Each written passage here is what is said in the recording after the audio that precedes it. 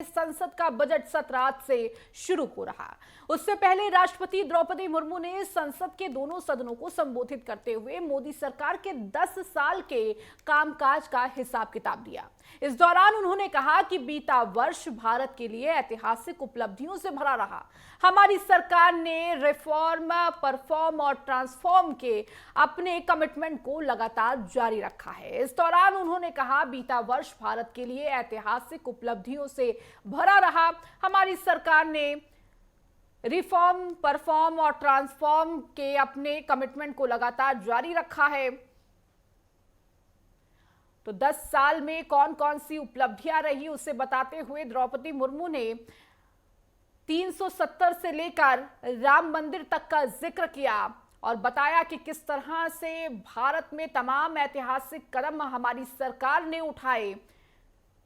इसके साथ ही अर्थव्यवस्था का भी जिक्र किया। तो वहीं कल ये अंतरिम बजट पेश किया जाएगा।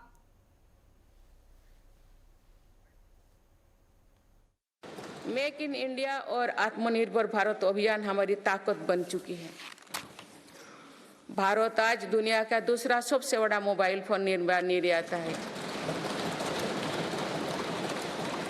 पिछले एक दशक के दौरान मोबाइल फोन मैन्युफैक्चरिंग में 5 गुना बढ़ोतरी हुई है। कुछ साल पहले भारत खिलौना आयात करता था, आज मेड इन इंडिया खिलौने निर्यात कर रहा है। भारत का डिफेंस प्रोडक्शन 1 लाख करोड़ रुपए के पार पहुंच चुका है।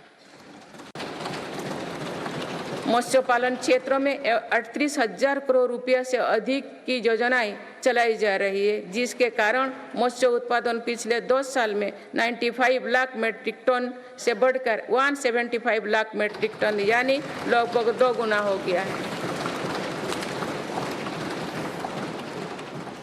इनलैंड फिशरीज का उत्पादन 61 लाख मीट्रिक टन से बढ़कर 131 लाख मीट्रिक टन हो गया है। मत्स्य पालन क्षेत्र में निर्यात भी 30,000 करोड़ रुपया से बढ़कर 64,000 करोड़ रुपया तक यानी 2 गुनी से ज्यादा बढ़ा है। डिजिटल के साथ साथ फिजिकल इंफ्रास्ट्रक्चर पर भी रिकॉर्ड निवेश हुई है। आज भारत में ऐसा इंफ्रास्ट्रक्चर बन रहा है जिसका सपना हर भारतीय देखता था। पिछले 10 वर्षों के दौरान गांवों में 4.25 लाख किलोमीटर नई सड़कें बने हुए हैं। नेशनल हाईवे की लंबाई 90,000 किलोमीटर से बढ़कर 1,40,000 किलोमीटर हुई है। 4 लेन नेशनल हाईवे की लंबाई 2.5 गुना बढ़ी है। हाई स्पीड कॉरिडोर की लंबाई 500 किलोमीटर थी, जो आज 4,000 किलोमीटर है। एयरपोर्ट की संख्या 74 से 2 गुना बढ़कर 149 हो चुकी है। देश के बड़े बंदरगाह पर कार्गो हैंडलिंग कैपेसिटी 2 गुना हो गई है। ब्रॉडबैंड इस्तेमाल करने वालों की संख्या में 14 गुना बढ़ोतरी हुई है। देश को लगभग 2 लाख गांव पंचायत को ऑप्टिकल फाइबर से जोड़ा जा चुका है। 4 लाख से अधिक कॉमन सर्विस सेंटर भी खुले हैं, जो रोजगार का बड़ा माध्यम बने हैं।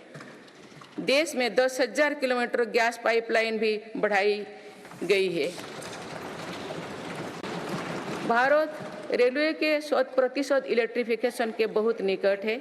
इस दौरान भारत में पहली बार सेमी हाई स्पीड ट्रेन शुरू हुई है। आज 39 से ज्यादा रोड्स पर वंदे भारत ट्रेन चल रही है। अमृत भारत स्टेशन योजना के तहत 1,300 से ज्यादा रेलवे स्टेशनों का कायाकल्प हो रहा है। बीते वर्षों में विभिन्न संस्थाओं के अध्ययन में सामने आया है कि 11 करोड़ शौचालयों के निर्माण और खुले में शौच बंद होने से अनेक बीमारियों की रोकथाम हुई है। इससे शहरी क्षेत्र के हर गरीब परिवार को इलाज पर प्रति वर्ष 60,000 रुपया तक की बचत हो रही है। पाइप से शुद्ध पेयजल मिलने से भी प्रति वर्ष लाखों बच्चों की जान बच रही है। पिछले 10 वर्षों में भारत ने राष्ट्र हित में ऐसे अनेक कार्यों को पूरा होते हुए देखा है जिनका इंतजार देश के लोगों को दशकों से था। राम मंदिर के निर्माण की आकांक्षा सदियों से थी, आज ये सोच हो चुका है।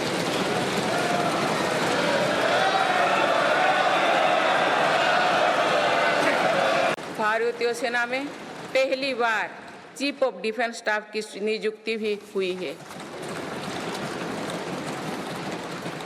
माननीय सदस्यगण, उत्कलमणि पंडित गोपबंधु दास की अमर पंक्तियां असीम राष्ट्र प्रेम की भावना का सदा संचार करती है। उन्होंने कहा था, मिसो मोरो देहो ए देशो माटी रे, देशवासी चाली जान तु पिठी रे, देशर स्वराज्य पथे जेते गाड़ो, उरु तोही गड़ी मोरो मांसो हाड़ो। अर्थात मेरा शरीर इस देह की माटी के साथ मिल जाए, देशवासी मेरी पीठ पर से चलते चल जाए, देश के स्वराज पथ में जितनी भी खाइयां हैं वे मेरी हाड़ मांग से फट जाए। जम्मू कश्मीर से आर्टिकल 370 हटाने को लेकर शंकाएं थी, आज वो इतिहास हो चुकी है। इसी संसद ने 3 तलाक के विरुद्ध कड़ा कानून बनाया है। इसी संसद ने हमारे पड़ोसी देशों से आए पीड़ित अल्पसंख्यकों को नागरिक देने वाला कानून बनाया। मेरी सरकार ने वन रैंक वन पेंशन की भी लागू किया, जिसका इंतजार 4 दशकों से था। ओआरओपी लागू होने के बाद अब तक पूर्व सैनिकों को लगभग 1 लाख करोड़ रुपए मिल चुकी है। जन विश्वास अधिनियम द्वारा 183 प्रावधानों को अपराध की श्रेणी से बाहर किया गया है। अदालत के बाहर विवादों को सौहार्दपूर्ण समाधान हेतु मध्यस्थता पर कानून बनाया गया है।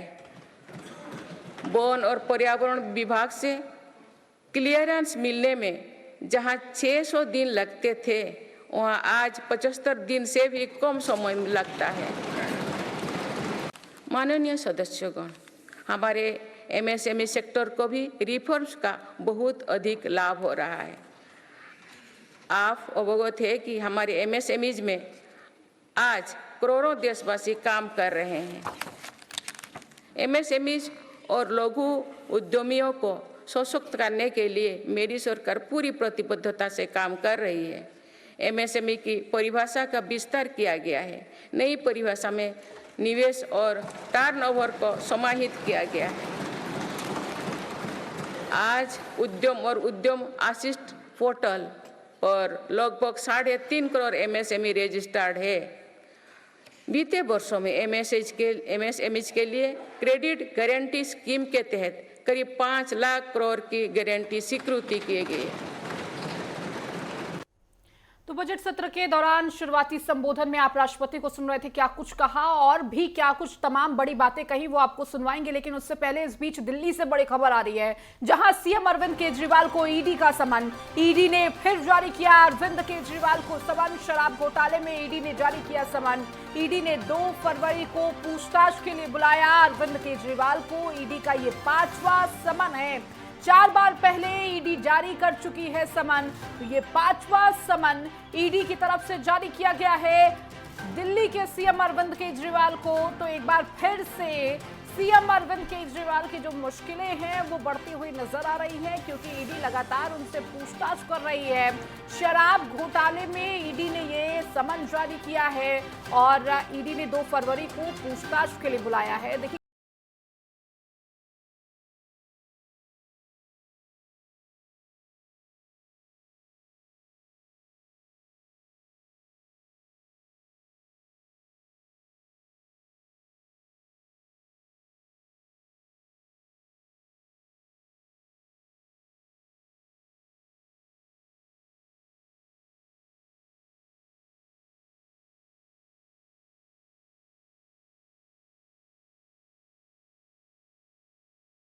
तो राष्ट्रपति के अभिभाषण के साथ बजट सत्र की शुरुआत हो चुकी है और कल बजट पेश किया जाएगा। ये अंतरिम बजट रहेगा, इसीलिए बहुत सारी चीजें, लोक लुभावने वादे इस दौरान नहीं रहेंगे, लेकिन कई मायनों में ये बजट महत्वपूर्ण रहने वाला है। तो क्या कुछ खास रहेगा, इसी पर हम चर्चा करेंगे। हमारे साथ डॉक्टर सुनील कौशिक, वरिष्ठ पत्रकार, जुड़ चुके हैं। सुनील जी, पहले स्वागत है नेटवर्क 10 पर।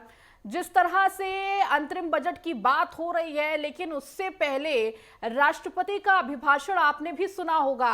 उन्होंने 10 सालों में क्या कुछ कार्य किया गया उसका जिक्र किया। उन्होंने बताया कि किस तरह से ऑनलाइन सर्विसेज सबसे ज्यादा बढ़ी हैं और लगातार 10 सालों में उन्होंने 370 से लेकर राम मंदिर तक का जिक्र किया।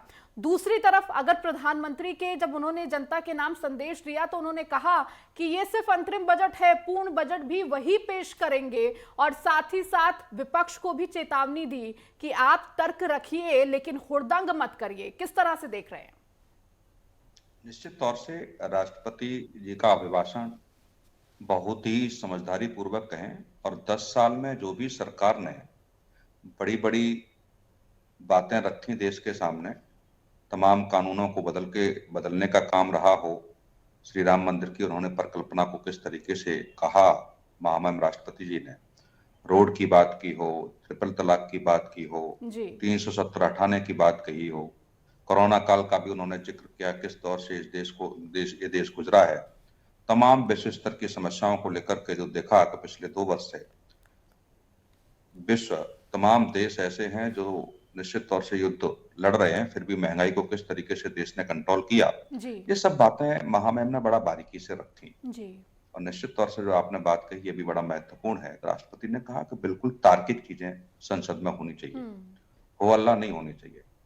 2 फरवरी को अभिभाषण पर धन्यवाद प्रस्ताव आएगा। उस धन्यवाद प्रस्ताव में जो त्रुटि लगती है, विपक्ष को बड़ा सम्मान पूर्वक बातें रखे, हो हल्ला नहीं करे। पिछली बार 2019 में हमने देखा कि राष्ट्रपति महामहिम के अभिभाषण पर किस तरीके से संसद में वो कृत्य देखा गया, वो निश्चित तौर से जिक्र करके एक विपक्ष को आईना दिखाने का काम महामहिम ने किया है कि 2019 न दोहराया जाए। और दूसरी बात यह है कि पूरक बजट तो निश्चित तौर से जो नई सरकार आएगी वही रखेगी, और तमाम सरकारें 2014 से पहले आप देखेंगे जो अंतरिम बजट होता था वो चुनावी बजट माना जाता था।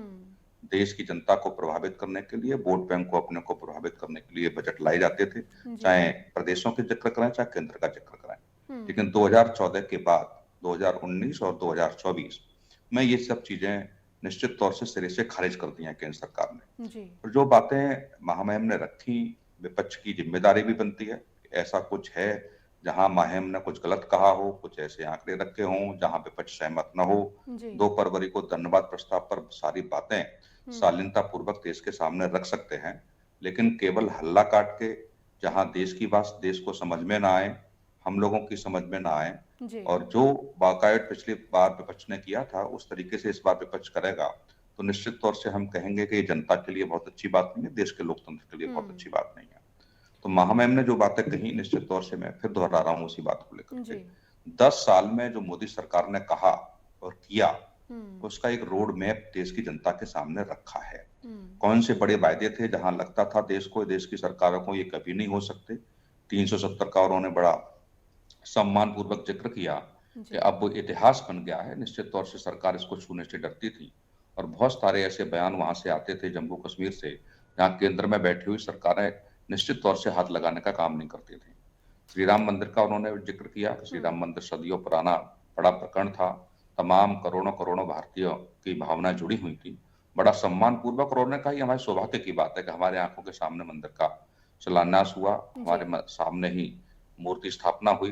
तो निश्चित तौर से बहुत सारी बातें महामहिम ने रखी हैं, हम जिक्र करेंगे तो बहुत लंबा हो जाएगा, लेकिन एक एक बात, मुझे नहीं लगता कोई बात छूटी है। मोदी सरकार ने जो भी बड़े काम किए हों, छोटे काम किए हों, महिलाओं के लिए किए हों, युवाओं के लिए किए हों, उद्योगपतियों के लिए किए हों, तमाम ऐसा जिक्र मुझे नहीं लगता कि कोई भी फील्ड छूटा हो, सारी बातें महामहिम ने रख दी।